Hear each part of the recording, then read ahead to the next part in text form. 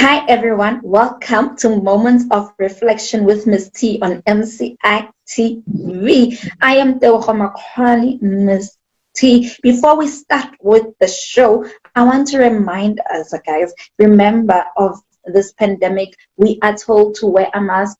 Remember to wear your mask every time when you leave home so that you protect yourself and the next person from getting infected or from this virus. The other thing is to sanitize. Remember to always sanitize when you get a chance, or wash your hands, guys. This is very important so that we avoid being in contact with anyone who is infected by this virus.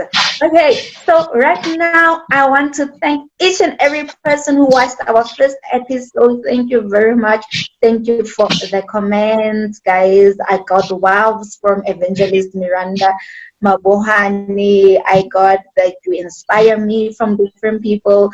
Everything, all the text that I got after the first episode, I am thankful. I thank God for you. So right now we're going straight into our second episode. Today we have another awesome topic. Remember, we are discussing life after the Young Women's Camp. Then please bear in mind that this show is not only for women but for men as well. And okay, because we come from the camp, I'm always going to talk about the camp because some of the guests that are coming on the show are people who were part of the camp, whether they were guest speakers, sponsors, or just attendees. So today we have an awesome topic. We are talking about the pandemic, which is COVID-19, the coronavirus, and I'm talking to a health professional worker, guys, like professional nursing. So we just want to hear about everything that has to do with coronavirus so that we are educated about this virus. So on today's show, I have an awesome woman. She is a worshiper. She's a songwriter. She is a professional nurse. Bona guys, hey, right? So I've got my girl Nkateko Mhlongo. Nkateko sing a new song. So she is our professional nurse and she'll be telling us about this coronavirus. Hi Nkateko. Hi. How are you? I'm good. I'm okay. And yourself? I'm good on this quarantine days. Yo, I don't know about you, but I miss going out. I definitely miss going out. I'm like, I need a massage now, and we used to do that together. So like, I'm tired of quarantining myself. So sure, COVID has done our spa dates. Okay, so Nkateko, just in a few words, I want you to introduce yourself to our viewers. Okay, my name has already been said, but I'll say it either way. Again, my name is Nkateko Mhlongo. The person under the brand Nkateko Mhlongo singing a new song. What's most important about me is that I'm born again Christian. Christ is my the center of my life. I live according to his principles, and you have said it as well. By profession, I'm a nurse. Hey, so Nkateko, I just wanted us to talk about this pandemic, which is COVID-19. When it came, a lot of people were confused about it. Some are still confused. We don't understand what this is. So I just wanted to know life after camp, because when this COVID-19 was spoken about, it was at the time when we were still planning for the camp. And even when we went to the camp, the president had already made regulations where no gatherings over 50 people and so forth. And it was a very challenging moment. So for you, before we go into the health side, as an artist, as a worshiper, you were planning a worship concert, and because of what the lockdown being introduced, you had to cancel. Just tell me a bit about that, what you went through, how you felt, and how did it affect you personally as an artist? To be honest, it really affected me so badly. It demoralized me. I don't wanna lie, because doing the concert for me it was more like something, a command from God. You know, when God says you must do this, and you are certain that this is from God, and then when you are ready, you've prepared. You know, the date is set, and then there's COVID, and then there's what you call the lockdown thinging. So I really felt demoralized. I felt like so challenged that did I even, am I doing this as an instruction from God? Because if it's from God, why this, you know? So for days I couldn't pray. For days I was so shattered. For days I thought, okay, this is the end of it, you know. So it really affected me so badly. I don't want to lie. It affected my spiritual life in terms of prayer. It affected my morals. It affected what I believed in. And it took so much, you know, so much for me to just believe that, okay, this can be perceived the other way around. You know, it can be, it doesn't necessarily mean that I'm a failure. It doesn't necessarily mean that it's not a command from God, but it's just a matter of understanding the times and seasons and knowing how to respond to them and knowing how to deal with them when they come. You know, it reminds me of that verse that says, greater the plans, you know, that may in a man's heart, but it is the plans that God has for you that will prevail. So yeah, I'm still, you know, hanging in there, believing that everything is happening according to how God planned. Sure. And talking about how everything happening according to how God planned, I love how you just go with the flow, because even when the concert was cancelled, you didn't just fold your arms and say, okay, the concert is cancelled. You used other social media tools and had a live Facebook worship session. Tell me about that. How was it having a live Facebook session? Is it something that you've considered doing now that we are going into the fourth industrial revolution? You know, we know that times are changing, people are becoming more digital now, and I think with COVID-19 it introduced that, and we are starting to see the importance of being technologically advanced. So for you, tell me about your experience doing a live Facebook worship session instead of having an audience. Okay, sure. Like I said that when the lockdown thinking occurred, I felt so demoralized. I felt as though, okay, this was not a command from God. But I remember I was on my way back home from a night shift, and I was listening to one of the songs I wrote, saying that the song is entitled Lina Mandla Ligama, and suddenly there was this thought, and I believe that was the Holy Spirit talking to me, that you are saying that you can no longer do the session simply because there is COVID and people now are quarantined. There's lockdown. There's nothing that you can literally do. So I thought, do you really like need an audience live? Or do you need like your people and all the whole band to do it? Do you need that to worship God? Do you need only that, you know, to release the songs that God has placed in your heart? I'm like, not really. And then that's when the idea of doing a live worship session came, and I was so thrilled. I remember immediately when I arrived at home, at the gate, I haven't even entered the house, and I did a mini live what you call video thinging, and then I just informed people that, you know what, guys, on this day we are doing live. I think it was a day after, and I'm like, I informed them we are doing a live show and it's going to be awesome, please join me. And it was a wonderful experience. The response from people, just to confirm that that was an instruction from God.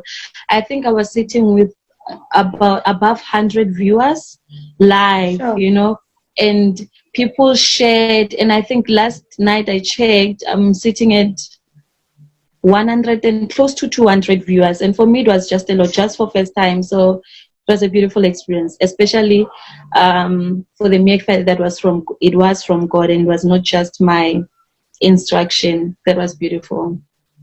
Sure, wow, that's very inspiring.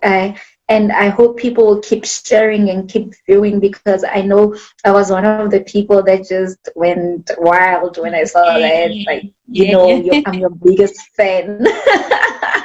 But yeah, I hope people will keep tuning in and that they will worship together with you during this lockdown days. And the other thing I want us to quickly talk about is the Young Women's Camp. You were part of Yeah. the worship team there and one of the speakers speaking on worship.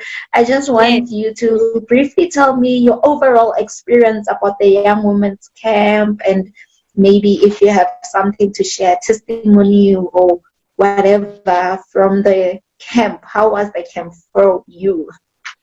It was a beautiful, beautiful, awesome experience. I don't want to lie. If I'm given an opportunity to invite the whole world, I wouldn't even hesitate. Like, guys, women, just watch out on the next one after this quarantine thing, and we are doing it again. You know, I'm challenging you. Yeah. I'm challenging you. But it was a beautiful experience for me. Personally, I got a chance to relax, you know, because I felt like I was away from the world. I was away from the responsibilities, you know, career-wise and everything. So I felt relaxed, first and first, and just to be around women, you know, okay, there were men there, but the dominating gender was women.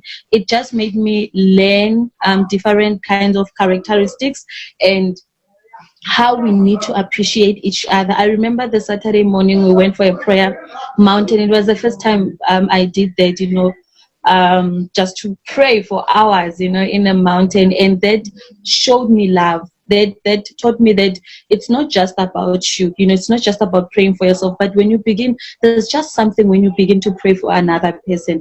There's just an anointing and a blessing. It's like when you pray for the other person, you're automatically praying for yourself, because you speak life, and when you speak life to them, you're speaking it genuinely. And when it says, then the word of God says, blessed is the hand that gives than the one that receives. So when you pray, you are giving, and when you give, therefore you shall receive back, you know, much more than what you gave.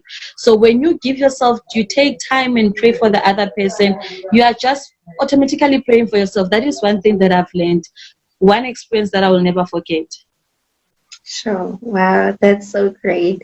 And I thank you for being part of the camp. I like when you say, when you're talking about the prayer mountain, you just reminded me of that atmosphere at that time, like everything that happened at that moment when we had to pray for one another and rotate and go to the next person and go to the next person. Indeed, there was just like the presence of God truly was. Then for me as well was my first experience praying on a prayer mountain, and sharing it with you guys was just amazing.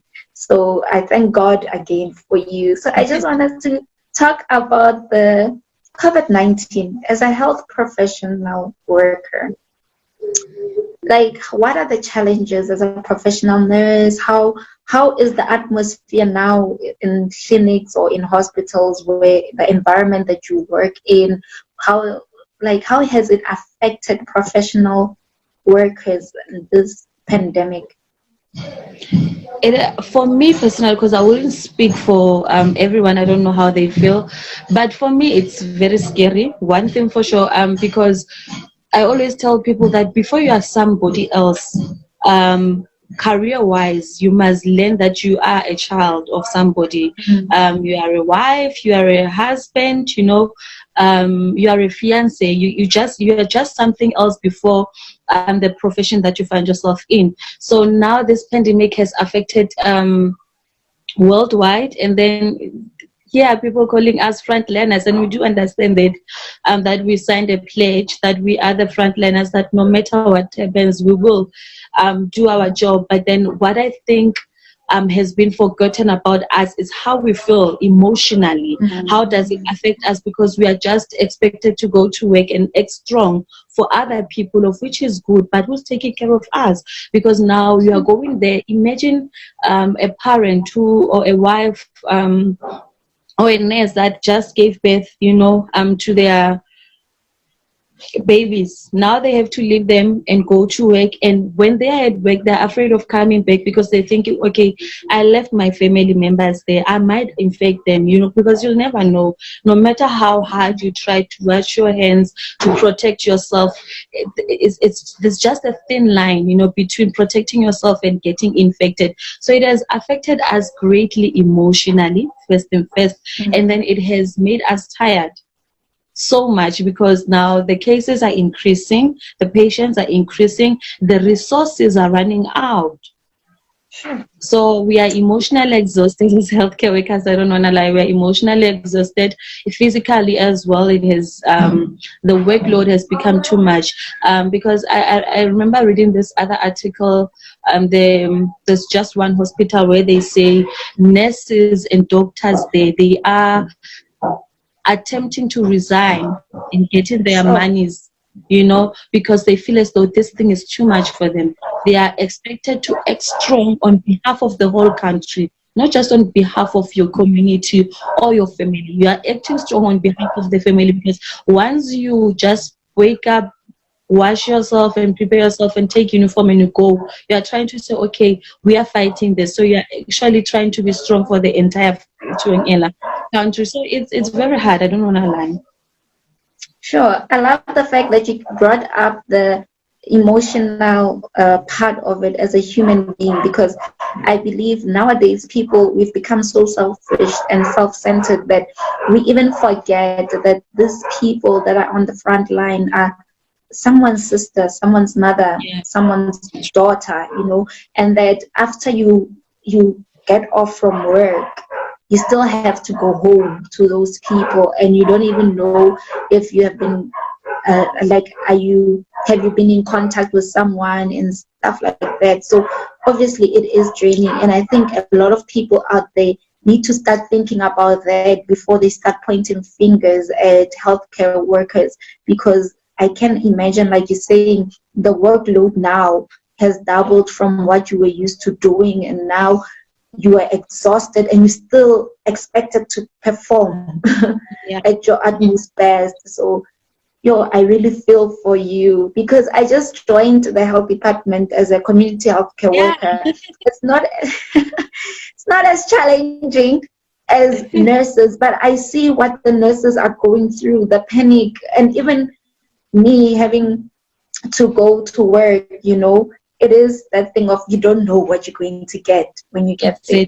So I understand what you mean. Yes.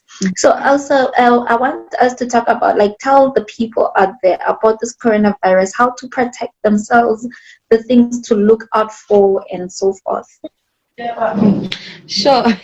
Before telling them how to protect themselves, I read this other meme. I'm just sharing, for for what so the meme said there was just one lady, the police guards and then they said to her, why are you not wearing a mask? They were like, okay, I didn't wear it because sorry, they said, why are you not wearing a mask? And then she's like, I didn't wear it because I am not yet in what you call through in a line to shop, right? So that one was funny, because then it questioned, do they even understand people? Do they understand why they are wearing the mask? Are you wearing it so that you can get into ShopRite and buy what you need, or you are wearing it to actually protect yourself? So that also questions whether people understand what coronavirus is, how, and if you are infected, what does it affect? And if it has, do they even understand that when it has affected one person in the family, it has affected everyone?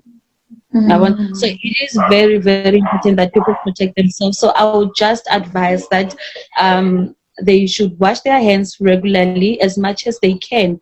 And it doesn't need you to have expensive soap to do that. You can just buy any soap, any brand, as long as you make sure that you wash your hands thoroughly before you eat, and after you are done eating, before you go to the toilet, and as well when you come out, because if you go to the toilet before washing your hands, now you don't know where you've touched and all of that, and now you're going to touch yourself in a pubic, very sensitive area, it can go through. So wash your hands before you go to the toilet and after, before you eat and after, just regularly as much as you can, and wear the mask always. Sure. Yes, guys, wear a mask always. I'm guilty for that as well, of not remembering the importance of wearing a mask. We think we just need a mask to get into a shop or into a building or whatever. But as you said, we're emphasizing that wearing a mask, you're protecting yourself from being infected by the virus anywhere, every place. So anytime you step out of the house, immediately your mask must be on until you get back home, and wash your hands regularly. Nkateko, I thank you very much. Just in a short words, what would you like to say to people, advice or whatever words of wisdom before I release you? Don't give up. That's the simplest I can say. Don't give up. It doesn't matter what you are going through. Just don't give up. Keep on thriving. Keep on dreaming. It's never too late. And it's, if you think you have failed so many times, it's never too late to start over again, as long as you are aiming to achieve that. And always look up to God. He always has your back. Thank you very much. Don't give up. Always look up to God. Those are great words. Thank you very much, Nkateko. And I'm sending love to you and every health worker and everyone working on the front line. I know this is a very challenging time, and we are praying for you, and we'll keep praying for you. I invite everyone, let us keep them in our minds and in our hearts and in our prayers, because indeed this is not easy. And I pray that God will give you the strength and wisdom to be able to do your work and fulfill it and not be infected or affected by this virus. So thank you very much for being with us on Moments of Reflection with Ms. T. Thank you. Thank you so much. Thank you. Okay, guys, that's it from me, your girl, Miss T. Thank you for tuning in on the second episode of Moments of Reflection with Miss T. Remember to follow me and like our page, TM Makwani Ministries Facebook page, and Matabane Cinematography International Facebook page, and also on YouTube on Nkateko Makwani. Also follow Nkateko at Nkateko Mhlongo Sing a New Song, and join us on Wednesdays, every Wednesday, 6 p.m. Moments of Reflection. Until next time, I love you. Don't forget to comment, like, and share. Goodbye.